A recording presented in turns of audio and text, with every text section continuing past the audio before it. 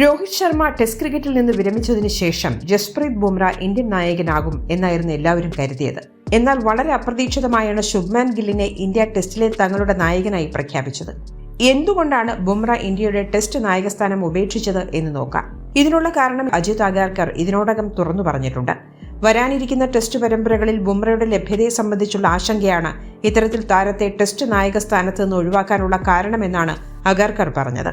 ഇംഗ്ലണ്ടിനെതിരെ 5 test മത്സരങ്ങൾ അടങ്ങുന്ന പരമ്പരയാണ് India കളിക്കാൻ തയ്യാറാകുന്നത്.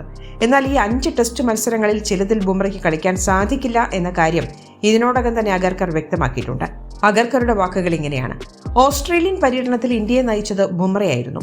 ഇംഗ്ലണ്ടിനെതിരായ ടെസ്റ്റ് പരമ്പരയിലെ മുഴുവൻ മത്സരങ്ങളിലും ബുംറയ്ക്ക് കളിക്കാൻ സാധിക്കില്ല. നമ്മളെ സംബന്ധിച്ചും ബുംറ എന്ന കളിക്കാരനാണ് ഏറ്റവും പ്രാധാന്യം നൽകേണ്ടത്.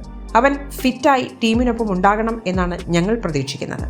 അതേസമയം മൈതാനത്ത് ഇത്രയും താരങ്ങളെ നിയന്ത്രിക്കുന്ന ക്യാപ്റ്റനായി മാറുമ്പോൾ അത് അവന്റെ ജോലിഭാരം കൂട്ടുകയാണ്, അഗർക്കർ പറയുകയുണ്ടായി. ഒരിക്കലും ഞങ്ങൾ ബുംറയിലേക്ക് അധികമായ സമ്മർദ്ദം എത്താൻ ആഗ്രഹിക്കുന്നില്ല.